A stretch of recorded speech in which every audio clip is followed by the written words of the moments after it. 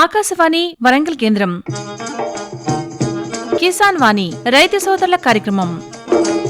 ఈ కార్యక్రమాన్ని మీకు సమర్పిస్తున్న వారు కేంద్ర వ్యవసాయ మరియు రైతు సంక్షేమ మంత్రిత్వ శాఖ, భారత ప్రభుత్వం. ఈనాటి కిసాన్ వాణి రైతు సోదరుల కార్యక్రమంలో ప్రస్తుతం వివిధ పంటల్లో రైతులు పాటించాల్సిన యాజమాన్య పద్ధతులు ఈ అంశం గురించి తెలంగాణ రైతు విజ్ఞాన కేంద్రం వరంగల్ శాస్త్రవేత్త డాక్టర్ ఆర్ విశ్వతేజ గారితో పరిచయ కార్యక్రమం వింటారు. అనంతరం యాసంగి మొక్కజొన్న సాగులో అనుభవాలు షాయంపేట మండలం పెద్దకోడెపక్క గ్రామ రైతు సమ్మయ్య గారితో పరిచయ కార్యక్రమం వింటారు. శ్రోతలు ఇప్పుడు కొన్ని ప్రకటనలు వింటారు. సర్వోత్తమ రైతు పురస్కారం లభించింది హరికి. హరి, మీ విజయ రహస్యం ఏమిటో చెప్పండి. రైతు మిత్రులారా, మీరు కూడా మీ పొలాల్లో అధిక పంటను పండించగలరు. అదెలా? ఎప్పుడు ఏ సమస్య వచ్చినా వెంటనే కలపండి ఈ నెంబరు 1800 ఇది ఎవరి నంబర్ బాబు? కిసాన్ కాల్ సెంటర్ది. అక్కడ విశేషజ్ఞులు మీ పొలం సమస్యలకు వెంటనే పరిష్కారం చెప్తారు. అదేంటయ్యా, విశేషజ్ఞులు అన్ని సమయాల్లోనూ దొరుకుతారా? తప్పకుండా దొరుకుతారు. ఏడాదిలో 365 రోజులును, అది కూడా ఉదయం 6 గంటల నుంచి రాత్రి 10 గంటల దాకా. మరైతే ఎక్కువసేపు మాట్లాడితే డబ్బు చాలా అవుతుందిగా. ఖర్చు లేనే లేదు. మొబైల్ పై గానీ ఇతర ఫోన్ తో కానీ కిసాన్ కాల్ సెంటర్ కి ఉచితంగా కాల్ చేయవచ్చు. సలహాకి కూడా ఖర్చు ఉండదు. నిజంగా? 16 అణాల నిజం. రైతు సోదరులారా, పంట సమస్యల గురించి మీ భాషలో వెంటనే సమాధానం కోసం పూర్తి భారతదేశంలో ఏ ఫోన్ నుంచైనా జాతీయ హెల్ప్ లైన్ నంబర్ 1800-180-1551తో ఉచితంగా సంప్రదించండి. రైతు మిత్రుడు కిసాన్ కాల్ సెంటర్. ఇప్పుడు వినండి, ప్రస్తుతం వివిధ పంటల్లో రైతులు పాటించాల్సిన యాజమాన్య పద్ధతులు ఈ అంశం గురించి తెలంగాణ రైతు విజ్ఞాన కేంద్రం వరంగల్ శాస్త్రవేత్త డాక్టర్ ఆర్ విశ్వతేజ గారితో పరిచయ కార్యక్రమం. పరిచయకర్త అర్షం సదానందం గారు. ప్రస్తుతం వివిధ పంటల్లో తీసుకోవాల్సిన జాగ్రత్తలు, యాజమాన్య పద్ధతులు అనే అంశం మీద తెలంగాణ రైతు విజ్ఞాన కేంద్రం శాస్త్రవేత్త డాక్టర్ ఆర్ విశ్వతేజ గారితో పరిచయ కార్యక్రమం విందాం. మరి నమస్కారం అండి విశ్వతేజ గారు. నమస్కారం అండి. విశ్వతేజ గారు, ప్రస్తుతం యాసంగి మొదలైన క్రమంలో వరి పంటలో నారుమడుల యాజమాన్యం గురించి చెప్పండి. మరి ముఖ్యంగా మనం చూసుకున్నట్టయితే యాసంగిలో వరి వేసుకోవాలనుకున్న రైతులు నవంబర్ 20 నుంచి డిసెంబర్ 20 వరకు కూడా నారుమళ్ళు వేసుకోవచ్చు. ముఖ్యంగా మనము యాసంగిలో చూసుకున్నట్టయితే రైతులు స్వల్పకాలిక రకాలు, అంటే 120 రోజుల లోపు ఉన్న రకాలు, సన్నా కానీ లావు రకాలను కానీ ఎన్నుకున్నట్టయితే మనకు రైతులకు ఉపయోగం. ముఖ్యంగా సన్న రకాల్లో చూసుకున్నట్టయితే తెలంగాణ సోనా, కూనారం రైస్ 1 అంటే KNM 733, అలాగే WGL 962, ఈ రకాలు ఉత్తమం. అలాగే దొడ్డు రకాలు చూసుకున్నట్టయితే MTU 1010 అంటే కాటన్ దొర సన్నాలు అంటారు. అలాగే కూనారం 118 అంటే కూనారం సన్నాలు అంటారు. అలాగే WGL 1537, ఈ రకాలు అనేవి మనం రైతులు ఎన్నుకున్నట్టయితే ఉపయోగంగా ఉంటుంది. అలాగే ముఖ్యంగా మనము యాసంగిలో చూసుకున్నట్టయితే వరిలో నారుమడి యాజమాన్యం అనేది చాలా శ్రద్ధతో చేసుకోవాలి. ఎందుకంటే ముఖ్యంగా మన ప్రాంతంలో రాత్రి వేళ చలి అధికంగా ఉండి, అంటే 12 డిగ్రీలకు కంటే కూడా తగ్గుతుంది. సో ఈ క్రమంలో ముఖ్యంగా నారుమళ్ళు అనేవి ఎర్రబడిపోయి సరిగ్గా ఎదగకుండా అక్కడక్కడ చనిపోవడం మనము గమనిస్తూ ఉంటాము. దీనికి నివారణకు మనము ముందు నుంచి కూడా నారుమడి యాజమాన్యం కొన్ని జాగ్రత్తలు తీసుకున్నట్టయితే మనము మంచి నారుమడిని పెంచుకునే అవకాశం ఉంది. ఉదాహరణకు మనం నారుమడిని 2 నుంచి 3 సార్లు దమ్ము చేసుకున్న తర్వాత మనము చివరి దమ్ములో మనకు సేంద్రియ ఎరువులు అనగా గొర్రె ఎరువు కానీ, కోడి ఎరువు కానీ, అలాగే వర్మీ కంపోస్ట్ కానీ వేసుకున్నట్టయితే చాలా ఉపయోగపడుతుంది. అలాగే ముఖ్యంగా నత్రజని ఎరువులు లేదా భాస్వరం ఎరువులు, అంటే నారుమడిని తీసుకున్నట్టు 1 ఎకరాకి సరిపోయే నారుమడిని తీసుకున్నట్టయితే 2 కేజీ అందించే ఎరువులు, 1 కేజీ భాస్వరం అందించే ఎరువు, అలాగే 1 కేజీ మందం పొటాష్ అందించే ఎరువును మనము నారుమడిలో చివరి దమ్ములు వేసుకోవచ్చు. అలాగే మనము ముఖ్యంగా చూసుకున్నట్టయితే ఎన్నుకున్న తర్వాత విత్తనాన్ని నిద్రావస్థ ఉన్నట్లయితే, అంటే ఆ రకానికి నిద్రావస్థ ఉన్నట్లయితే 10 ml గాఢ నత్రికామ్లం కలుపుకొని మనకు 24 గంటలు మండె కట్టినట్టయితే ఈ నిద్రావస్థ పోతుంది. అలాగే ఈ నారు ముక్కు పలిగిన విధంగా అయిన తర్వాత మనము నారుమడిలో చల్లుకోవచ్చు.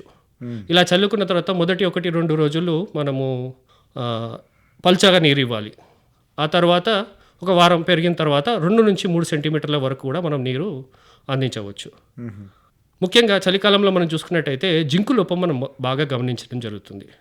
దీని నివారణకు మనకు 2 గ్రాముల జింక్ సల్ఫేట్ మందును 1 లీటర్కి చొప్పున కలిపి నారుమడిలో పిచికారీ చేసుకున్నట్టయితే ఈ జింకు లోపాన్ని మనం నివారించుకోవచ్చు. అలాగే ఆరుతడి అంటే నీరు అధికంగా లేని క్రమంలో మనము నారుమళ్లలో మనకు ఐరన్ లోపాన్ని కూడా గమనించడం జరుగుతుంది. అంటే ఇనుము రోగం. దీనివల్ల ముఖ్యంగా ఎలా గుర్తించవచ్చు అంటే నారు బాగా పెరగకుండా అలాగే ఎర్రబడుతూ కొద్దిగా తెలుపు రంగులోకి వస్తుంది. సో ఇలా గమనించినప్పుడు రైతులు ఈ ఇనుపధాతు లోపాన్ని నివారించుకోవడానికి 5 గ్రాముల అన్నబేదితో పాటు 1 గ్రాము నిమ్మ ఉప్పు కలిపి పిచికారీ చేసుకున్నట్టయితే మనకు ఈ ఇనుపధాతు లోపాన్ని మనము అధిగమించవచ్చు. అలాగే మనకు ఈ చలి అధికంగా ఉన్న సమయాల్లో రాత్రిపూట మంచు కురవడం జరుగుతుంది. నివారణకు అంటే దీన్ని అధిగమించడానికి రైతులు ఏం చేయాలంటే మంచు కురవడం వల్ల చలికి గురయ్యి నారు కూడా బాగా పెరగదు. దీనికి అధిగమించడానికి నారుమడి చుట్టూ 4 వెదురు గుంజలు కానీ లేదా ఇనుప గుంజలు కానీతో సహాయంతో పలుచని టార్పాలిన్ షీట్ని మనం కప్పుకున్నట్టయితే మనము ఈ రాత్రిపూట చలిని అధిగమించడానికి వీలుగా. ఉదాహరణకు సాయంత్రం మనము పొలం నుంచి వచ్చే సమయంలో ఆ పట్ట నారుమడిపై కప్పేసి తెల్లవారుజామున మనం తీసేసినట్టయితే ఈ రాత్రిపూట చలి నుంచి మనం ఈ నారును కాపాడుకోవచ్చు. అలాగే ఇంకో రకంగా ఏంటంటే మనము నీరు ఎప్పుడు వెచ్చని నీరు ఇవ్వాలి. మరి రాత్రిపూట చల్లని నీరు అవుతుంది కదా. సో దానికి ఏం చేయాలంటే సాయంత్రం పూట మనం ఎలా వచ్చేటప్పుడు వెచ్చని నీరు ఇచ్చేసి ఆ నీరు మళ్ళీ తెల్లారుజామున ఆ నీరును తీసేసినట్టయితే ఈ భూమిలో ఉన్న వేడిని ఆ నీరు అనేది అంటే వేడిగా ఉంచి భూమిని మనకు నారు కూడా ఎదిగే విధంగా లేకపోతే ఆ చలి ప్రభావాన్ని నారుమడి మీద పడకుండా చేయడం జరుగుతుంది. ఈ నీరును పొద్దున్నే తీసేసి మళ్ళీ కొత్త నీరు ఇచ్చుకున్నట్టయితే ఇలా చేసినట్టయితే మనము ఈ చలి నుంచి కూడా మన నారుమడిని కాపాడుకోవచ్చు. ఈ వరిలో చలి ప్రభావం నివారించడానికి ఎలాంటి చర్యలు తీసుకోవాలో చెప్పండి. మరి అదే ఇంతసేపు మనం మాట్లాడుకున్నట్టుగా ఈ చలి ప్రభావం వల్ల మనం ఏదైతే ఈ టార్పాలిన్ షీట్లను సాయంత్రం వేళలో కప్పేయడము, అలాగే పొద్దున్న తీసేయడము, తర్వాత అలాగే సాయంత్రం కొత్త నీరు ఇవ్వడము, అంటే వెచ్చని నీరు ఇవ్వడము, అలాగే రాత్రి అంతా అయిన తర్వాత తెల్లవారుజామున ఆ నీటిని తీసేసి కొత్త నీరు ఇవ్వడం వల్ల ఈ భూమిలో చలి ప్రభావం అధికంగా ఉండకుండా మనము ఈ నారును కాపాడుకోవచ్చు. అలాగే మనం ఇంకో విధంగా చూసుకున్నట్టయితే ఈ నారు పెరగకుండా ఏదైనా తెగులు బారిన పడకుండా కూడా మనము మధ్యలో అంటే 15 రోజులకు 10 రోజులకు 15 రోజుల మధ్యలో ఒకసారి మళ్ళీ యూరియా కేజీ చొప్పున ఒక కార్బన్ అంటే 2 గ్రాముల కార్బనిజం మరియు మ్యాంకోజబ్ అనే మందు దొరుకుతుంది. సో ఈ మందును కూడా మనము కలిపి పిచికారీ చేసుకున్నట్టయితే ఈ తెగులు బారి నుంచి కూడా పడకుండా మనము మన నారును కాపాడుకోవచ్చు. వరి పంటే కాకుండా మిరపలో నల్ల తామర పురుగుల సమస్య ప్రస్తుతం అధికంగా ఉంది. ఈ నల్ల తామర పురుగుల నివారణకు తీసుకోవాల్సిన జాగ్రత్తలు ఏంటో చెప్పండి. మరి ముఖ్యంగా మనము మిరప తోటల్లో చూసుకున్నట్టయితే ప్రస్తుతం పూత మొదలయ్యే సమయము. ముఖ్యంగా చూసుకున్నట్టయితే గత 3-4 సంవత్సరాలుగా ఈ నల్ల తామర పురుగులు నష్టం కలిగిస్తున్నాయి రైతులకు. ముఖ్యంగా చూసుకున్నట్టయితే ఈ నల్ల తామర పురుగు మనకు చాలా చిన్నగా ఉండి పువ్వుల్లో అలాగే ఆకుల కింద భాగంలో ఉండి ఉత్పత్తి చెందుతుంది. అలా చెందిన తర్వాత అందులో ఉన్న అంటే పువ్వులు రేకుల్లో పువ్వు పొడిలో రసాన్ని పీల్చేసి మనకు పూత రాలే విధంగా ఇది కారణమవుతుంది. అలాగే కాయ దశలో కూడా ఇది కాయ కూడా సరిగ్గా పెరగకుండా చేయడం జరుగుతుంది. దీని నివారణకు మనకు చూసుకున్నట్టయితే మొదటి నుంచి కూడా రైతులు జాగ్రత్త వహించాలి. ముఖ్యంగా ఉదాహరణకు పంట వేసే ముందు అంటే వేసవిలో లోతు దుక్కులు దున్నుకోవడము, పంట మార్పిడి చేయడము, ఇలాంటి తప్పకుండా చేసినట్టయితే క్రమంగా దీని ఉధృతిని మనం తగ్గించుకోవచ్చు. అలాగే పంట వేసే సమయంలో కూడా పక్క తోటల నుంచి మన తోటలోకి రాకుండా పంట చుట్టూ కూడా రక్షణక పంటలు అంటే మొక్కజొన్న కానీ జొన్న కానీ ఒక 2 వరుసలుగా వేసుకున్నట్టయితే ఒక తోట నుంచి ఇంకో తోటకు ఈ నల్ల తామర పురుగు వ్యాప్తి చెందకుండా మనం కాపాడుకోవచ్చు. అలాగే పూత సమయంలో కాత సమయంలో ముఖ్యంగా 40 నుంచి 50 వరకు నీలి రంగు జిగురు అట్టలను మనకు తోటకు ఒక అడుగు ఎత్తులో మనము పెట్టుకున్నట్టయితే ఈ జిగురుకు ఈ నల్ల తామర పురుగులు వచ్చి అవి అంటుకొని చనిపోతాయి. తద్వారా మనకి ఏంటంటే వాటి ఉధృతిని కూడా మనము తగ్గించడం వాళ్ళం అవుతాము, పునరుత్పత్తి కాకుండా మనము నివారించడం జరుగుతుంది. అలాగే మనము చూసుకున్నట్టయితే వేప నూనె 1500 ppm వేప నూనెను ఒక 5 ml ప్రతి లీటర్ కలిపి మనము పిచికారీ చేసుకున్నట్టయితే మొదటి దశలో ఈ నల్ల తామర పురుగు యొక్క ఉధృతిని మనము తగ్గించవచ్చు.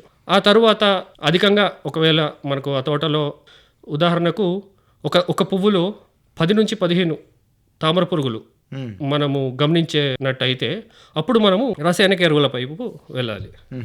రసాయనిక పురుగు మందుల విషయంలో చూసుకున్నట్టయితే ఒకే మందును క్రమంగా పిచికారీ చేయవద్దు. ఈ మందులను మార్చి పిచికారీ చేసినట్టయితే అందులో ఉన్న పురుగు యొక్క శక్తి పెరగకుండా మనం నివారించవచ్చు. ఉదాహరణకు మొదటి దశలో ఫిప్రోనిల్ 0.2 గ్రాములు ప్రతి లీటర్కి కలిపి పిచికారీ చేసుకోవచ్చు. ఆ తర్వాత సాయంత్రనిల్ ప్రోల్ 1.2 ml ప్రతి లీటర్కి కలిపి పిచికారీ చేసుకోవచ్చు. ఉధృతి అధికంగా ఉన్నప్పుడు డైమిథోయేట్ 2 ml ప్రతి లీటర్కి కలిపి పిచికారీ చేసుకోవచ్చు. అలాగే థయోమిథాక్సిమ్ అనే మందును 0.8 గ్రాములు ప్రతి లీటర్కి కలిపి పిచికారీ చేసుకోవచ్చు. అలాగే స్పైనోటోరియం ఈ మందును కూడా 1 ml ప్రతి లీటర్ కలిపి పిచికారీ చేసుకోవచ్చు. పిచికారీ చేసే సమయంలో కూడా మొక్క బాగా తడిచే విధంగా, మొక్క మొదటి నుంచి కొనల వరకు కూడా అంతా తడిచే విధంగా పిచికారీ చేసుకోవాలి. తద్వారా ఏంటంటే మనకు మొక్క మొత్తం కూడా ఈ మందు పాకి మనము ఈ నల్ల తామర పురుగును నివారించుకునే అవకాశం ఉంది. మిరపలో మొక్కలు వాలిపోతూ చనిపోతున్నాయి, మరి కొమ్మకొల్లు ఉధృతి తీవ్రంగా ఉంది. దీని నివారణ చర్యలు ఏ విధంగా చేపట్టాలో చెప్పండి. మరి ముఖ్యంగా మనం చూసుకున్నట్టే మొక్కలు వాలిపోవడానికి 2 కారణాలు ఉంటాయండి. ఒకటి వేరుకుళ్ళు అవ్వచ్చు, 2 వచ్చేసి కొమ్మ ఎండు తెగులు అయి ఉండొచ్చు. అయితే వేరుకుళ్ళు అయినప్పుడు ముఖ్యంగా దీనికి ముందు నుంచి కూడా మనము భూమి ద్వారా ఇది వ్యాప్తి చెందుతుంది కాబట్టి ట్రైకోడర్మా విరిడి పొలంలో వేసుకున్నట్టయితే ఇది మనకు వేరుకుళ్ళుని నివారించడం జరుగుతుంది. అలాగే కొమ్మకుళ్ళకి కూడా చూసుకున్నట్టయితే మనము కాప్రాక్సిక్లోరైడ్ అనే మందు 3 గ్రాములు ప్రతి లీటర్కి కలిపి పిచికారీ చేసుకున్నట్టయితే మనము ఈ కొమ్మకుళ్ళను కూడా అలాగే ఈ వేరుకుళ్ళను కూడా రెండింటిని కూడా మనము నివారించుకునే అవకాశం ఉంది. అలాగే ముఖ్యంగా మనం చూసుకున్నట్టయితే ఏవైతే కొమ్మకుళ్ళు కావచ్చు, వీటి శిలీంధ్రాలు, మనకు ఈ కలుపు, అలాగే నల్ల తామర పురుగు కావచ్చు, ఈ రెండింటివి ఇవన్నీ కూడా కలుపు ఏర్పడి అవి మన తోటలోకి చొరబడి నాశనం చేస్తాయి. సో కావున మనం కలుపు నివారణ కూడా మనము రైతుల దృష్టి సారించాల్సి ఉంటుంది. మామిడిలో పూత కాత సరిగా నిలవాలంటే ఏం జాగ్రత్తలు తీసుకోవాలో, ఏం చేయాలో చెప్పండి. మరి ముఖ్యంగా ఇప్పుడు ప్రస్తుతానికి మామిడిలో చూసుకున్నట్టయితే పూత వచ్చే సమయం, ముఖ్యంగా పూతను బాగా ఉంటేనే మనకు పూత నుంచి కాత రావడం, కాయల సంఖ్య కూడా ఆధారపడి ఉంటుంది. ముఖ్యంగా కాకపోతే రైతులు ఒకటి గమనించాల్సింది ఏంటంటే మామిడిలో పూత విపరీతంగా వచ్చినా కూడా అందులో నిలిచేది ఒక 10% మాత్రమే. 90% పూత రాలిపోయినా కూడా సహజంగా ఏదైతే మనకు 10% ఉంటాయో పూత నుంచి, అందులో నుంచి మనకే కాత వస్తుంది. సో రైతులు ఏమి భయపడాల్సిన అవసరం ఏం లేదు. సో ముఖ్యంగా పూత నుంచి పిందెగా మారిన తర్వాత ఈ పిందె దశలో 1 గ్రాము యూరియా ద్రావణాన్ని మనకి ఈ పిందెలపై పిచికారీ చేసినట్టయితే మనకు ఈ పిందెలు కూడా నిలుస్తాయి. అలాగే ప్లానోఫిక్స్ అనే మందును 1 మిల్లీలీటర్ 4 లీటర్లకు కలిపి పిచికారీ చేసినట్టయితే అప్పుడు కూడా మనము ఈ పిందెలను కాపాడుకోవచ్చు.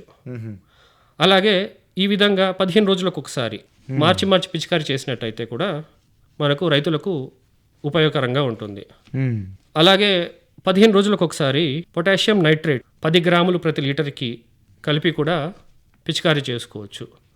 కానీ ఇది కాయ కొద్దిగా పెరిగిన తర్వాత, ఒక చిన్న గోళీల సైజులోకి వచ్చిన తర్వాత మాత్రమే చేయాలి. వరి పంటలో అంటే ఈ వరిలో నారు వేయకుండా ఇప్పటివరకు ఉన్న వాళ్ళు, ఆలస్యమైన వాళ్ళు ఎలాంటి జాగ్రత్త తీసుకోవాలి, ఏం చేస్తే బాగుంటుందో చెప్పండి. మరి ముఖ్యంగా వరి నారు వేయకుండా కూడా ఆలస్యమైనప్పుడు రైతులు వరిని నేరుగా విత్తుకున్నట్టయితే కూడా ఉపయోగంగా ఉంటుంది. ఎట్లా? నేరుగా విత్తుకోవడం వల్ల 2 లాభాలు ఉన్నాయి. ఒకటి, నాటు ఖర్చును రైతులు తగ్గించుకోవచ్చు. అలాగే పంట కాలము మనకు ఒక 10 రోజులు అనేది తగ్గుతుంది. ముఖ్యంగా చూసుకున్నట్టయితే ముదురు నార్లు వేస్తుంటారు రైతులు. ఈ ముదురు నార్లు వేసే బదులు అంటే 40 రోజులు 35 రోజులు దాటిన తర్వాత 40 రోజుల వరకు కూడా కూలీలు దొరకక కావచ్చు, అలాగే ఆలస్యం అవ్వడం వల్ల కావచ్చు, ఈ సమస్య అధికంగా ఉన్నప్పుడు రైతులు ముదురు నార్లు వేస్తారు. అలా ఆలస్యమైనప్పుడు నేరుగా విత్తుకున్నట్టయితే మనకు రైతులు ఉపయోగకరంగా ఉంటుంది. దీనికి ముఖ్యంగా చేయాల్సింది ఏంటంటే 10 నుంచి 15 కిలోల విత్తనాన్ని మనకు మండే కట్టుకొని ఒక 24 గంటల్లో ముక్కు పలిగిన వెంటనే పొలం నేరుగా ప్రధాన పొలంలోనే చల్లుకోవాలి, సమానంగా వచ్చే విధంగా. ఒక రోజు కానీ ఆలస్యం చేసినట్టయితే మొలక పెద్దగా వచ్చి చిక్కుపడే అవకాశం ఉంటుంది. అలాగే ఇంకొకటి, మనకు నేరుగా విత్తుకున్నప్పుడు రైతులు నీరు యాజమాన్యం అలాగే కలుపు యాజమాన్యం అనేది చాలా ముఖ్యమైనది. ఈ కలుపు యాజమాన్యానికై రైతులు సాతి అనే మందును మొదటి 4-5 రోజుల్లో చల్లుకోవాలి. అలాగే 10 నుంచి 15 రోజుల్లోపు బిస్పారిబాక్ సోడియం అనే మందును మనము కలుపు నివారణకు వాడుకోవచ్చు. అలాగే 15 నుంచి 20 రోజులు దాటినట్టయితే పినాక్సులం మరియు సెహనోఫ్లాప్ బుటైల్ అంటే వివాయా అని దొరుకుతుంది. సో ఈ మందును కూడా మనము పిచికారీ చేసుకున్నట్టయితే కలుపు నివారణ అనేది. ఇంకొక ముఖ్యమైన విషయం ఏంటంటే, నారుమడులు వేసిన రైతులు నారుమడులు పీకే ముందు ఒక వారం రోజుల ముందు 3G అంటే ఒక 800 గ్రాముల నుంచి కేజీ వరకు 3G గుళికలను చల్లుకున్నట్టయితే మనకు పంట కాలం ప్రధాన పొలంలో నాటిన తర్వాత ఏ పురుగు రాకుండా మనము అదుపు చేసుకోవచ్చు. విశ్వతేజ గారు, చాలా బాగుందండి. వివిధ పంటల్లో తీసుకోవాల్సిన జాగ్రత్తల గురించి చాలా చక్కగా చెప్పారు. మీ యొక్క సలహాలు సూచనలు జిల్లా రైతులు పాటిస్తారని కోరుకుంటూ ధన్యవాదాలండి. నమస్కారం. మీకు కూడా ధన్యవాదాలండి. ఇంతవరకు శ్రోతలు ప్రస్తుతం వివిధ పంటల్లో రైతులు పాటించాల్సిన యాజమాన్య పద్ధతులు ఈ అంశం గురించి తెలంగాణ రైతు విజ్ఞాన కేంద్రం వరంగల్ శాస్త్రవేత్త డాక్టర్ ఆర్ విశ్వతేజ గారితో పరిచయ కార్యక్రమం విన్నారు. పరిచయకర్త అర్షం సదానందం గారు. శ్రోతలు ఇప్పుడు కొన్ని ప్రకటనలు వింటారు. ప్రధానమంత్రి కిసాన్ సమ్మాన్ నిధి ఈ పథకం కింద 2 హెక్టార్ల వరకు పొలం కలిగిన రైతుల కుటుంబాలకు ఏడాదికి 6,000 రూపాయలు చెల్లించడం జరుగుతుంది. అది అర్హత గల రైతులకు 2,000 రూపాయల చొప్పున 3 వాయిదాల్లో నేరుగా వారి ఖాతాల్లో జమ చేయబడుతుంది. ఈ సన్న చిన్నకారు రైతుల కుటుంబాలను రాష్ట్ర ప్రభుత్వాలు ఎంపిక చేస్తున్నాయి. ఈ పథకం యొక్క పూర్తి ఖర్చును భారత ప్రభుత్వం భరిస్తోంది. ప్రధానమంత్రి కిసాన్ సమ్మాన్ నిధి రైతుల వ్యవసాయానికి సరికొత్త గౌరవం. వ్యవసాయ మరియు రైతు సంక్షేమ మంత్రిత్వ శాఖ, భారత ప్రభుత్వం ద్వారా జనహితార్థం జారీ. ఇప్పుడు వినండి, యాసంగి మొక్కజొన్న సాగులో అనుభవాలు. షాయంపేట మండలం పెద్దకొడపాక గ్రామ రైతు సమ్మయ్య గారితో పరిచయ కార్యక్రమం. పరిచయకర్త అర్షం సదానందం గారు. మొక్కజొన్న పంటల్లో తీసుకోవాల్సిన జాగ్రత్తలు, యాజమాన్య పద్ధతులపై మండ సమ్మయ్య గారు ఏమంటున్నారో ఆయన మాటలను విందాం. మరి నమస్కారం అండి సమ్మయ్య గారు. నమస్కారం అండి. ఇప్పుడు సమ్మయ్య గారు, మొక్కజొన్న పంటను పండించాలంటే ముందుగా మనం చెలుకను ఏ విధంగా చదును చేసుకోవాలి? ఎడ్ల నాగలతో దున్నితే బాగుంటుందా, లేదంటే ట్రాక్టర్తో దున్నితే బాగుంటుందా? ఎట్లా చదును చేసుకోవాలి దాన్ని? ఇప్పుడు ఎడ్ల నాగలతో దున్నితేనే బాగుంటుంది. ఇప్పుడు అప్పుడు అయితేనో పత్తి మన బీడ్ అయితేనో ట్రాక్టర్తో కొట్టి కలిపెట్టు కొట్టి అయితే బాగుంటుంది. అది అట్లా. అంటే ఇప్పుడు ఎడ్ల నాగలతో దున్నితే లోతు దుక్కులు పడతాయా, లేదంటే ట్రాక్టర్తో దున్నితే లోతు దుక్కులు పడతాయా?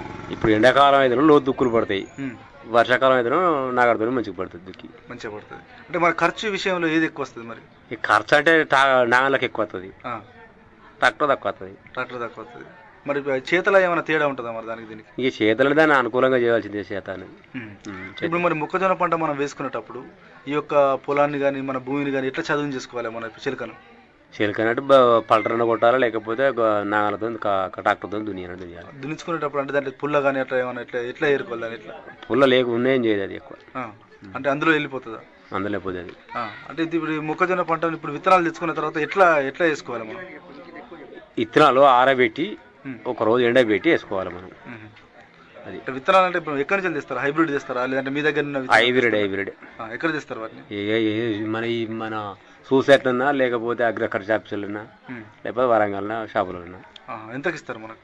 వాళ్ళు 850 కొన్ని ఉన్నాయి, 550 కొన్ని ఉన్నాయి, 600 కొన్ని ఉన్నాయి, 3 నెలల బాబుది ఇట్లున్నాయి. ఇస్తలేరు కదా, సబ్సిడీ లేదంటారు కదా వాళ్ళు, గవర్నమెంటే.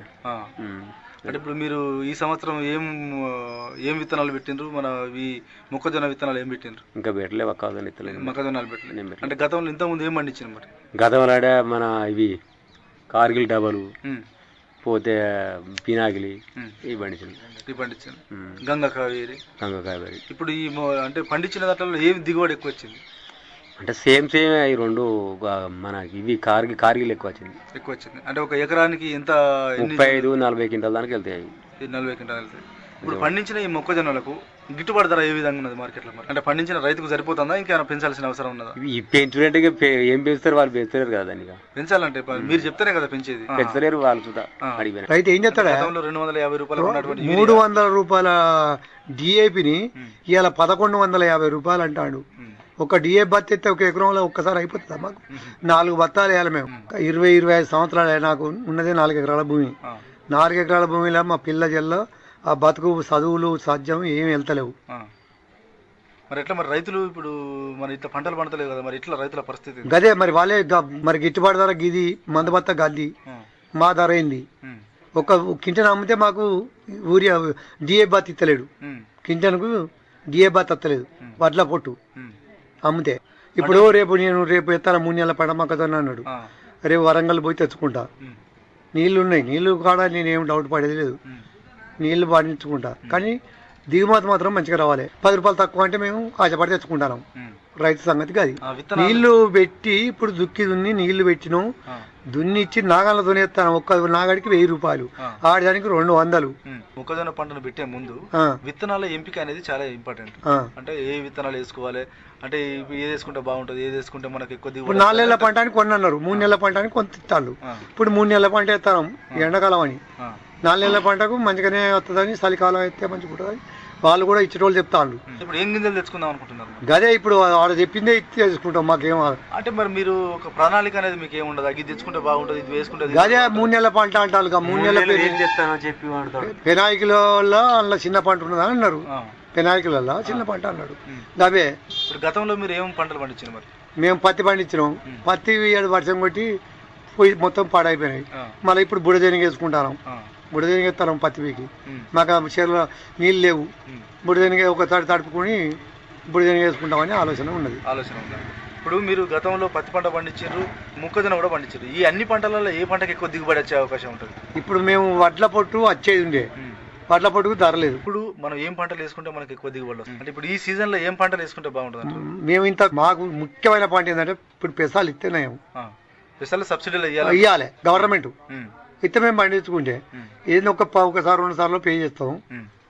మాకు విత్తనం మొలిపించుకుంటే చాలు, దానికి నీళ్ళు కట్టవలసిన అవసరం లేదు. ఈ సంక్రాంతి సీజన్ లో ఏం పంటలు పండించుకుంటే బాగుంటుంది, ఏమి ఇస్తే బాగుంటుంది అంటే? సంక్రాంతి సీజన్ అంటే పల్లికాయ వేసుకున్నా బాగుంటుంది, పోతే పెసాలు వెలికినా పడతాయి, మొక్కజొన్నలు వేసినా పండుతుంది. దానివల్ల అంటే మనకు సబ్సిడీ వాళ్ళు ఇస్తలేరు కాబట్టి మనకు దాన్ని కొనుక్కొచ్చుకోవాలి, డబ్బులు పెట్టి కొనుక్కొచ్చుకోవాలి. ఇప్పుడు మీరు ఎన్ని ఎకరాల్లో మీరు పంటలు పండిస్తున్నారు? నేను 6 ఎకరాలు చేసిన. 6 ఎకరాలు అయితే ఆ పెట్టుబడి ఆడికి గిట్లలే. అది ఇప్పుడు పత్తి సుధా సరిపోని వెళ్ళలే దానికి. పత్తి వెళ్ళలేదు. ఎంత పత్తి పెట్టిండ్రు, ఎంత దిగుబడి? 7 ఎకరాల పత్తి పెడితే 1,00,000 రూపాయలు ఖర్చు వచ్చింది. దాంట్లో వెళ్ళింది ఇప్పుడు 1,00,000 రూపాయలు రాలేదు. అంటే 1,00,000 రాలే. మళ్ళీ అంటే రైతు నష్టపోయినట్టు. అది అదే ఇప్పుడు ఇంకోటి సమ్మయ్య గారు, మీరు పంటలు వేస్తున్నారు కదా, ఇప్పుడు ఈ మన సంక్రాంతి తర్వాత మళ్ళీ ఏం పంటలు వేయాలని అనుకుంటున్నారు? మీ పంటలు సంక్రాంతి అంటే వరి పొలాలు పండుతాయి నీళ్ళున్న కాడ, అంటే యాసింగి. ఇప్పుడు ఇవి మొక్కజొన్న పిల్లలు పండుతాయి నీళ్ళున్న కాడ. ఇక అంత గురించి పెసాలు, బుడేనీలు అవి పండుతాయి. ఇప్పుడు మొన్నటిసారి ఏం పత్తి పెట్టింది మరి? ఏదో నీరోజా, ఏదో బెల్ట్. ఆ ఎకరానికి 10, 11, 12 క్వింటాలు దానికి రావాలి. అయితేనే రైతుకి గిడుతుంది. అది మరి ఈ సంవత్సరం ఎందుకు రాలేదు? మరి ఈ వర్షాల వల్ల దెబ్బతిన్న నష్టపోయింది. దానివల్ల మళ్ళీ వాళ్ళతో డూప్లికేట్ ఇస్తాను వాళ్ళు. అవి ఇప్పుడు సమ్మయ్య గారు, మీరు పంటలు పండిస్తున్నారు, మీ పంటలకు ఏమన్నా రోగాలు కానీ తెగుళ్ళు కానీ వచ్చినప్పుడు మీరు ఎవరిని సంప్రదిస్తారు? ఎవరిని సంప్రదించినా ఏం లేదు, మందుల చేపలు పోయి మందులు అడిగి తెచ్చుకోనుకుంటే అయితే ఎవరు దాని గవర్నమెంట్ ఏ సంప్రదించి ఏం మనకి ఇస్తలేదు. దానికి అంటే మీరు 7 ఎకరాల వ్యవసాయం చేసే మీరు ఒక రైతు కదా, మీరు ఎందుకు ఆదర్శ రైతు కాలేకపోయినా? మరి ఆదర్శ రైతు కాలేదంటే మనకు ఎందుకు ఇస్తారు మనకు అది? ఇప్పుడు సమ్మయ్య గారు, మీరు పంటలు పండించుకుంటూ 6-7 ఎకరాలలో సాగు చేసుకుంటున్నారు కదా, అంటే మీరు మీ పిల్లల్ని కూడా ఇదే పంటలు పండించడానికి వ్యవసాయం చేయిస్తారా, వాళ్ళని ఏమైనా చదివిస్తారా? మరి ఇక చదివించినాం కానీ ఇక వాళ్ళు సుధా చదువుకోలేకపోయి సుధా మా పిల్లలు వచ్చి తాళ్ళు ఎక్కుతాడు, మేము గౌడ్స్. ఇక దీన్ని బట్టి ఇక సాగు చేసుకుంటే పని చేస్తాను, బతుకుతాను కదా. అంటే మీరు ఈ పని చేసుకుంటూ 6 ఎకరాల పొలంలో మీరు 6 ఎకరాల వ్యవసాయం చేస్తున్నారు కదా, మీ దగ్గర కొంతమంది కూలీలు వచ్చి వాళ్ళు పని చేసి జీవనాభివృద్ధికి పొందుతారు, వాళ్ళ కుటుంబాన్ని కూడా చదువుకుంటారు వాళ్ళు. అంటే మీ దగ్గర డబ్బులు కూలికి వచ్చి వాళ్ళు కూడా కొంత డబ్బులు సంపాదించుకొని బతుకుతున్నారు. అలాంటి వారు మీ ద్వారా బతుకుతారు కదా, మీరు ఏ విధంగా తృప్తి పడుతున్నారు వాళ్ళ గురించి? ఈ తృప్తి పడకపోతే ఏం చెప్తాం, వాళ్ళని ఏమంటే వచ్చిన వాళ్ళు 10 గంటలకు వస్తారు. వాళ్ళ ఇవాళ సీజన్ అప్పుడు 100 అంటే 100 ఇవ్వాలి, 150 200 200 ఇవ్వాలి కూడిదానికి ఇచ్చినప్పుడు తీసుకొని పని చేయాలి. మరి ఆ సీజన్ లేనప్పుడు వాళ్ళని రమ్మంటే రారు కదా వాళ్ళు. ఎవరు 10 రూపాయలు ఎక్కుతారు అటైపోతారు వాళ్ళు. ఇప్పుడు మందులు కొడతారు కదా, మందులు కొట్టేటప్పుడు మీరు చేతి పంపులతో కొడతారా లేదంటే తైవాన్ పంపుతో కొడతారా? చేతి పంపులు ఎక్కువ కొట్టుకుంటాం. మాకు సైలెంట్ పంపులు గవర్నమెంట్ ఏమి ఇయ్యది. మాకు ఈ పంటనం అనేది చెప్పే రైతులు లేరు. రైతు క్లబ్ లో మరి ఒకరికొకరు సలహాలు ఇచ్చుకుంటారు. మాకేమేరకు వాళ్ళు మాకు అసలే కలవరు, రైతే కలవరు. రైతు వీళ్ళు రైతా కాదా అనేది ఆదర్శ రైతులు కూడా కలవరు. ఏ కలుతారు? పంపు కొట్టే క్రమంలో ఎలాంటి జాగ్రత్తలు తీసుకుంటారు? ఇప్పుడు పంపు కొట్టాలంటే కొంతమంది ఏం చేస్తారంటే గుట్కా వేసుకుని కొడతారు, కొంతమంది తంబాకు వేసుకుని కొడతారు, అది తప్ప ఆలోచన. అయితే అట్లా కొట్టడం వల్ల లేదు. మనిషి రైతు అప్పుడు ఆ పంపు వేసుకునే ముమ్మేట్లా అన్నం తినకుండా కొట్టే రైతు కూడా ఉన్నాడు. ఎట్లా తిన్నాడు? చాయ్ ఇంతగా టిఫిన్ చేసిపోయి కొట్టే రైతే ఉంటాడు. ఈ గుట్కాలు గిట్కాలని ఇది ఎంత హింసం పోతా అంటే గాలి పెట్టి ముఖం మీద కొడితే తప్ప రేక్షవుడు ఈ పంపు కావుడు గింపు కావుడు ఇవి తప్ప ఖరాబ్ అవుడు కాదు. ఎండ వాళ్ళను ఇవన్నీ గీ పాపలు తప్ప ఏముండే అలా. ఇప్పుడు సమ్మయ్య గారు పంపు కొట్టేటప్పుడు రైతు ఎలాంటి జాగ్రత్త తీసుకుంటే పంపు కొట్టాలి? జాగ్రత్తగా అంటే అన్ని జాగ్రత్తలు తీసుకొని మా జాగ్రత్త మేము పడే పంపు కొడతాం. ఇప్పుడు కొంతమంది ఏం చేస్తారంటే ప్రభుత్వం ఇట్లా కానీ లేదంటే బయట కానీ మనకు ఒక గ్లౌజులు కానీ కళ్ళద్దాలు ఇస్తారు, మనిషికి ఒక రకమైన డ్రెస్సులు ఇస్తారు. అట్లా ఏమైనా వేసుకొని కొడతారా లేకపోతే మామూలుగానే కొట్టుకుంటారు? మామూలుగానే కొట్టుకుంటే కొట్టుకుంటూ పోతారు. ఇప్పుడు పంపు కొట్టేటప్పుడు ఎప్పుడు కొడితే పురుగు ఉధృతి తగ్గుతుంది మనకు? అంటే పొద్దున కొట్టాలా లేకపోతే సాయంత్రం కొట్టాలా, మధ్యాహ్నం కొట్టాలా? మధ్యాహ్నం ఎండపూట కొడితే రావాలి పురుగు. మధ్యాహ్నం పొద్దుగాలన్నా కొట్టాలి. 9 గంటలకు కాల్చి స్టార్ట్ చేసి 8 గంటలకు 10 గంటలకు కథం కావాలి. మళ్ళీ సాయంత్రం 3 గంటలకన్నా స్టార్ట్ చేసి మళ్ళీ 6 గంటల దానికన్నా కొట్టాలి. మధ్యాహ్నం కొడితే అది పురుగు కంట్రోల్ కాదు, దోమ సుధా కంట్రోల్ అయ్యే. మందులు ఇస్తలేరు దాన్ని. ఇప్పుడు దోమకు అంటే ఇది కొట్టుపో పోలో కొట్టుపో ఉండాలి. ఆ పోలో సుధా ఇచ్చినా కానీ అది పనిచేస్తుంది దోమకు. దేశానికి రైతే వెన్నెముక, రైతే రాదని ఒకటి ఇదే గొప్పతనం. మార్కెట్ పోతే రైతు అంతా దొంగేవాళ్ళు ఎడనట్టుగా వాడు వాళ్ళకి ఆటోడు లేడు, మధ్య ధరాలే బతుకుడే. వాడు కమిషన్ వాడు 100కి 2 3 వాడు దొబ్బుడే. ఇది సంచుల బెదిరితులు లేదా చింపితే వాళ్ళ ఒక్కలు పడుకొచ్చుకొని తీసుకోవాలంటే ఆ ఒక్కలు ఎక్కడ వాడు చింపేది. ఇప్పుడు మేము ఆడి అవి రావు ఈ కావు. అది ఇప్పుడు మన నీటి విధానం అనేది చాలా ఇంపార్టెంట్. నీరు ఎన్ని రోజులకు ఒకసారి నీళ్ళు కట్టుకోవాలి? నీళ్లు చౌక భూమికి అయితే 6 రోజులకు ఒక తడి కట్టాలి. ఇప్పుడు రాగడి భూమికి అయితే 15 రోజులకు తడి కట్టినా పని చేస్తుంది. నీళ్ళు ఇస్తే సౌకర్యం లేవు. ఇప్పుడు మన ఊరికి కెనాల్ కూడా ఉన్నది కదా, ఇక్కడికి కెనాల్ ఎక్కడ? కెనాల్ అసలే లేదు, మనకు అచ్చుడు లేదు. అది ఎస్ఆర్ఎస్ చిన్న కాలువ తీసిన కానీ ఆ కాలువే రాలే, మనకి ఎన్నడూ చక్కగా బారింది లేదు. అది కాలువ తీసుడు వరకే. ఆ పైన అక్కడెక్కడనే పోయితే గడితే ఇటు రానిడు అవి ఆ కాలువ సాపు చేసేలేవు. ఇంకా మీరు జిల్లా రైతులకు మంచి సలహాలు ఇచ్చారు. మీదైన సమయాన్ని మా ఆల్ ఇండియా రేడియో కేటాయించి మంచి సలహాలు సూచనలు ఇచ్చారు. మీ సూచనలు సలహాలు పాటించి రైతులు అధిక దిగుబడులు తీస్తారని కోరుకుంటూ ధన్యవాదాలండి. నమస్కారం. నమస్కారం. ఇంతవరకు శ్రోతలు యాసంగి మొక్కజొన్న సాగులో అనుభవాలు, షాయంపేట మండలం పెద్దకొడపక గ్రామ రైతు సమ్మయ్య గారితో పరిచయ కార్యక్రమం విన్నారు. పరిచయకర్త అర్షం సదానందం గారు. శ్రోతలు ఇప్పుడు కొన్ని ప్రకటనలు వింటారు. కిసాన్ భాయియో గాట్ బాంధ్ లో, गांठ बांध लो, बात बहुत है काम की, समृद्धि के पैगाम की। मिट्टी के मिजाज को समझो, मिट्टी के हर राज को समझो, मिट्टी की तुम जांच कराओ, मुफ्त सॉइल हेल्थ कार्ड ले जाओ। कभी मुनासिब बीज लगाओ, सही किस्म की खाद ले आओ, जितनी जरूरी उतनी डालो, सही मात्रा खुद पहचानो, इसको अपना मंत्र बना लो, मिट्टी की सेहत तो जानो। बात बहुत है काम की, कम लागत अधिक वरदान की, किसान भाइयों गांठ बांध लो। आज ही मिट्टी की जांच कराएं, राज्य सरकार के कृषि अधिकारी से संपर्क करें और मुफ्त में सॉइल हेल्थ कार्ड पाएं। कृषि और किसान कल्याण मंत्रालय द्वारा किसान हित में जारी। ఇంతటితో ఈనాటి కిసాన్ వాణి రైతు సోదరుల కార్యక్రమం సమాప్తం. ఈ కార్యక్రమాన్ని మీకు సమర్పించిన వారు కేంద్ర వ్యవసాయ మరియు రైతు సంక్షేమ మంత్రిత్వ శాఖ, భారత ప్రభుత్వం.